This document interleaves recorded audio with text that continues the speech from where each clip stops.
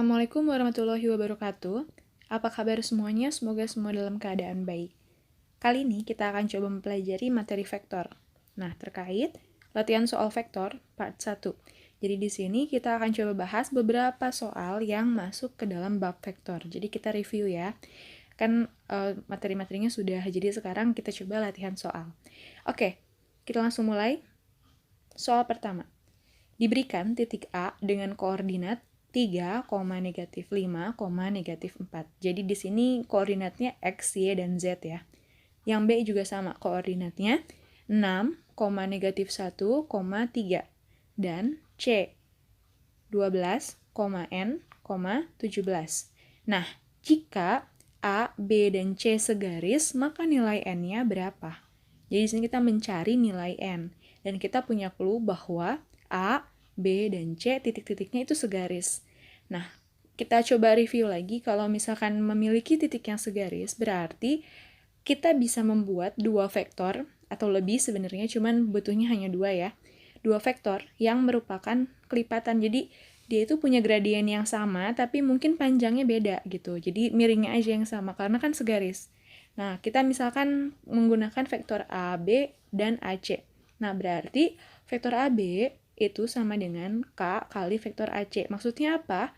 Vektor AB adalah kelipatan dari vektor AC. Jadi panjangnya itu kelipatannya gitu, tapi arahnya sama. K-nya di sini dia merupakan suatu konstanta yang nilainya tuh bebas ya. Jadi bilangannya real gitu ya. Oke. Jadi di sini kita coba cari dulu vektor AB dan AC. Misalkan kita mau pakai vektor lain, ya boleh, jadi nggak harus AB dan AC sih, bisa juga AB dan BC, atau misalkan AC dan CB, itu bebas, terserah, jadi yang penting melibatkan 3 titik yang saling segaris tadi, gitu ya. Jadi di sini kita cari dulu vektor yang kita gunakan AB dan AC, berarti untuk mencari vektor AB itu kita dapatkan dari komponen B, gitu, komponen B-nya dikurangi komponen A, gitu. Jadi, kita tulis dalam bentuk matriks kolom ke bawah ya, koordinatnya langsung tulis dalam bentuk matriks kolom. Nah, kita memperoleh, yang pertama nih, kalau misalkan mau cari AB, vektor AB, itu B dikurang A. Kalau mau cari vektor AC, C dikurang A. Nah, langsung aja ya kita masukin. Nah, langsung ya, jadi komponen B-nya semuanya tulis ke bawah, dikurangi sama komponen A. Komponen C-nya juga dan dikurangi sama komponen A. Kita langsung hitung. Nah, diperoleh vektor AB-nya sama dengan 3, 4, 7. Sama dengan K dikali 9, N plus 5, 21. Oke, sampai sini paham ya? Jadi, kita cari dulu vektor AB dan AC-nya. Nah, sekarang kita perhatikan di ruas sebelah kanan, di situ ada N kan, kita mau cari N. Tapi selain N, ada juga koefisien atau ya belum diketahui gitu ya, K-nya. K-nya harus kita ketahui dulu untuk mencari N. Jadi pertama, kita cari dulu K-nya. Dapat dari mana K-nya? Kita perhatikan. Yang hanya ada N-nya kan di komponen Y-nya ya, di tengah. Berarti komponen X dan Z itu udah tahu kan berapa nilainya. Tapi untuk mencari K, berarti kita pilih salah satu aja. Mau pakai yang mana? Misalkan di sini kita gunakan yang komponen X. Berarti kita memperoleh 3 sama dengan K dikali 9. Paham ya? Jadi, K-nya diperoleh 3 dibagi 9. Atau diperkecil jadi 1/3. Nah, ini nilai K-nya. Sekarang, K ini bisa kita gunakan. Jadi langsung masukkan aja. Dan kita mau cari N kan, berarti langsung lihat di komponen Y-nya. Nah, maka 4 sama dengan K dikali N ditambah 5.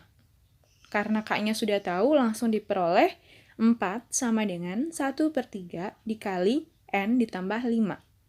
Nah, karena ada penyebut 3, boleh ya kedua ruas kita kali dengan 3. Jadi ruas sebelah kiri jadi 12, ruas kanannya jadi N ditambah 5. Maka nilai N-nya sama dengan 7. Yang D jawabannya ya. Oke, kita lanjut lagi ya, nomor 2. Nah, di sini diketahui suatu vektor A, panjangnya itu akar 3. Kemudian ada panjang vektor B, juga 1, dan panjang dari vektor A ditambah vektor B sama dengan akar 7. Yang ditanyakan adalah panjang dari vektor A dikurangi vektor B. Kita lihat ya. Jadi kita ingin mencari, ini simbolnya ya, panjang vektor A dikurang vektor B.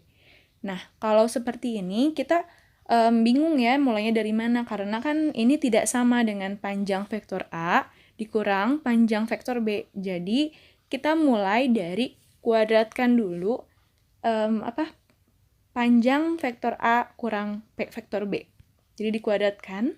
Nah, ini memperoleh sama dengan gitu ya, panjang vektor A dikurang B dikali panjang vektor A dikurang B. Paham ya? Oke, kita langsung jabarkan ruas sebelah kanan. Di sini kan kita punya 2 perkalian panjang vektor nih. Nah, coba kita kali pelangi ya. Jadi, yang pertama dikali sama pertama. Jadi, kita memperoleh gini nih. Vektor A dot vektor A dikurang 2 vektor A dot vektor B ditambah vektor B dot vektor B. Kenapa bisa kayak gini? Ya kan, ingat ya, kalau misalkan ada X min Y dikali X min Y kan jadinya X kuadrat dikurang 2XY ditambah Y kuadrat. Nah, ini tinggal dirubah sama vektor. Nah, kenapa sih dari panjang kok bisa jadi dot product? Sebenarnya, kita sama-sama mengkalikan panjang sih, cuman kalau di vektor, pengkalian panjangnya harus memperhatikan sudut yang diapit oleh kedua vektor. Jadi, nggak bisa langsung kita tulis panjang vektor A kuadrat gitu, nggak bisa. Jadi harus vektor A dot vektor A. Karena di sini kan vektor A dot vektor A itu kan sebenarnya vektor A panjang vektor A dikali panjang vektor A dikali cos 0. Kenapa cos 0? Karena vektor A dan vektor A itu kan sejajar. Berarti sudut yang diapit oleh kedua vektor itu adalah 0 derajat. Bisa dipahami ya? Nah, sekarang jadi gini, kita ulang lagi ya. Jadi kalau misalkan kita mengkalikan panjang 2 vektor, jangan lupa kalikan juga dengan kosinus sudut yang diapit. Makanya di sini dia berubah jadi dot product dulu gitu ya. Oke, langsung misalkan kita lanjutkan lagi. Nah, di sini ada 2 vektor A dikali vektor B cos alfa. Kenapa cos alfa? Ya karena kita nggak tahu berapa sudut antara vektor A dan vektor B. Jadi tulis aja dulu alfa sudutnya ya. Selanjutnya, vektor B panjangnya dikali dengan vektor B dikali cos 0. Sama kayak tadi ya, karena B dan B itu kan vektor yang sejajar. Berarti sudut yang diapitnya adalah 0 derajat. Oke, langsung kita hitung dulu ya. Langsung masukkan aja. Vektor A panjangnya itu kan akar 3, berarti akar 3 dikali akar 3, nah cos 0 itu kan 1, berarti akar 3 dikali akar 3 dikali 1. Dikurang, nah ini kita karena tahu sih panjang A-nya akar 3, panjang vektor B-nya 1, tapi kan cos alfanya nggak tahu berapa, karena alfanya juga belum jelas kan. Jadi lebih baik, lebih gampang ya kalau misalkan ini nih yang warna hijau ini semuanya kita misalkan aja jadi suatu variabel, karena percuma juga kalau kita masukkan A sama B-nya, cos alfanya nggak tahu, sama-sama nggak tahu kan. Jadi boleh ya kita misalkan jadi variabel, bebas apapun, di sini kita gunakan X. Sebenarnya mau A, jangan A, karena A sama B kan udah ada. Boleh Y, boleh M, boleh N, terserah. Tapi di sini kita gunakan variabelnya X. Oke, lanjut lagi ya. Ditambah, nah ini vektor B-nya panjangnya kan 1. Berarti 1 dikali 1 dikali 1. Oke, kita hitung. Jadi sama dengan 3 dikurang X ditambah 1. Paham ya? Berarti di sini panjang vektor A dikurang vektor B kuadrat sama dengan 4 dikurang X. Nah, di sini kita nggak tahu lagi harus mengerjakannya seperti apa, karena X-nya stuck. Di sini kita nggak tahu X-nya berapa. Tapi ingat, di soal kita masih punya panjang vektor A ditambah vektor B sama dengan akar 7. Nah, kita gunakan itu dengan cara yang sama seperti yang tadi kita lakukan, bisa memperoleh X-nya. Coba kita sama-sama ya. Nah, kita kuadratkan, dapat ini ya, tadi ya. Pokoknya kuadratkan berubah jadi dot product. Karena di sini 2 vektor A dikali vektor B itu kan sama seperti yang ada tadi sebelumnya. Jadi boleh kita langsung misalkan jadi X aja. Nah, terus A.A-nya 3, B.B-nya 1. Jadi di sini kita memperoleh 7 sama dengan X plus 4, atau X-nya sama dengan 3. Nah, X-nya sudah ketemu, boleh kita langsung gunakan. Masukkan lagi ke persamaan yang tadi yang awal. Jadi di sini vektor A dikurang vektor B, panjangnya dikuadratkan itu sama dengan 1. Berarti kalau kuadratnya dihilangkan, berarti akar 1. Tapi jangan lupa plus minus ya. Jadi di sini, nah akar 1 kan 1. Berarti kalau gitu panjang vektor A dikurang vektor B itu sama dengan plus minus 1. Tapi karena di option semuanya adalah jawabannya positif, berarti jawabannya yang A. Bisa dipahami ya? Oke, lanjut lagi nomor 3. Terdapat vektor B yang katanya berlawanan dengan vektor A, dan vektor A-nya diketahui. Nah, sekarang ditanyakannya adalah panjang vektor B-nya. Oke, sebelum kita cari panjangnya, maka kita harus mencari dulu vektor B-nya kan. Nah, kita punya di sini vektor A-nya sama dengan negatif 2, 6. Maka vektor B-nya adalah negatif vektor A. Berarti negatif dari negatif 2, 6. Berarti vektor B-nya adalah 2, negatif 6. Nah, sudah dapat vektor B-nya, berarti kita langsung bisa cari panjang vektor B.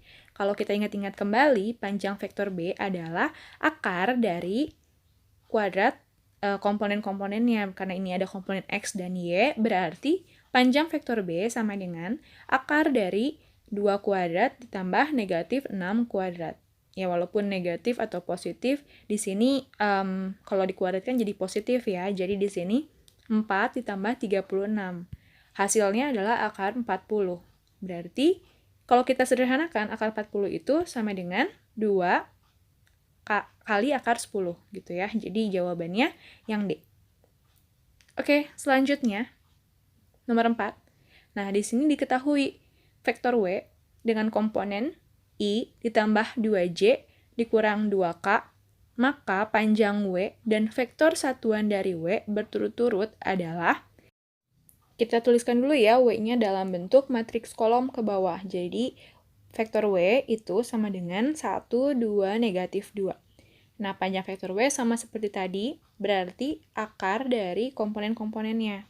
Berarti panjang vektor W sama dengan akar 1 kuadrat ditambah 2 kuadrat ditambah negatif 2 kuadrat. Maka panjang vektor W-nya sama dengan akar 9 atau 3. Bisa dipahami ya? Nah, sekarang kita coba vektor satuan dari W, atau lambangnya adalah WSW satuan. Itu dalam bahasa Indonesia, kalau dalam bahasa Inggris WU, berarti W unit, pokoknya satuan. Rumusnya apa? Rumusnya adalah vektor W-nya dibagi panjang vektor W.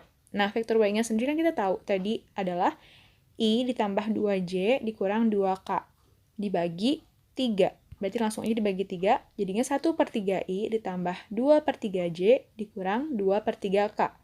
Jadi jawabannya yang A ya, panjang vektor W-nya 3, dan vektor satuan W-nya seperti di layar. Oke, selanjutnya nomor 5. Di sini diketahui suatu segitiga dengan titik A, koordinatnya adalah negatif 1, 2, 0, dan titik B-nya 3, negatif 2, 9, dan titik C-nya 4, 6, negatif 6. Pertanyaannya adalah koordinat titik berat dari segitiga ABC. Kita pernah bahas ya, kalau ada koordinat titik berat, berarti rumusnya dulu. Rumusnya adalah komponen X-nya merupakan penjumlahan. Ini sebenarnya kalau kalian sudah belajar sigma, ini sigma X, jadi dijumlahkan dulu semua X-nya, entah itu titik A, B, dan C, kemudian dibagi 3.